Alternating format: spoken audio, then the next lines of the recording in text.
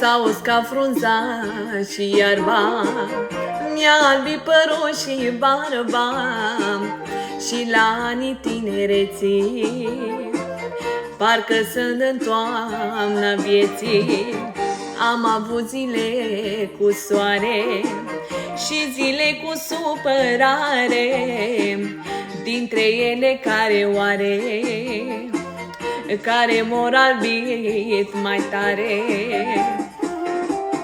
De ce, tinere, părul în cap ți-am cărunțit? Spune-mi cât te-ai tras, spune-mi cât te-ai pătimit, spune-mi cât mai poți, cât mai poți să tragi de mult, că ești doar un om, tinere, cu păr cărunt. De ce, tinere, părul în cap ți-am cărunțit? Spune-mi cât te-ai tras, spune-mi cât te-ai pătimit, spune-mi cât mai poți, cât mai poți să tragi de mult, că ești doar un om, tinere, cu păr cărunt. Special pentru toți prietenii mei care mă urmăresc și le mulțumesc pe această cale din tot sufletul. Sper să vă placă!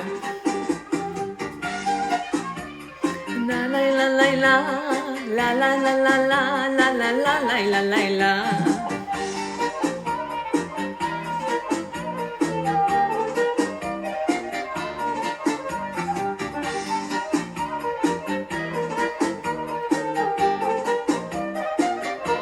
Ia-uzi cum spune.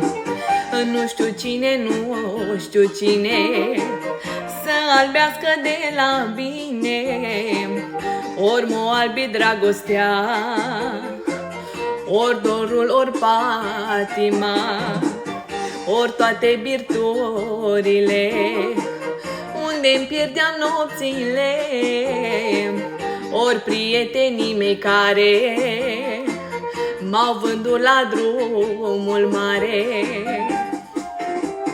De ce, tinere, părul în cap ți-am cărunțit? Spune-mi cât te-ai tras, spune-mi cât te-ai pătimit, spune-mi cât mai poți, cât mai poți să tragi de mult, că ești doar un om, tinere, cu păr cărunt. De ce, tinere, părul în cap ți-am cărunțit? Spune-mi cât te-ai tras, spune-mi cât te-ai pătimit, spune-mi cât mai poți, cât mai poți să tragi de mult, că ești doar un om, tinere, cu păr cărunt.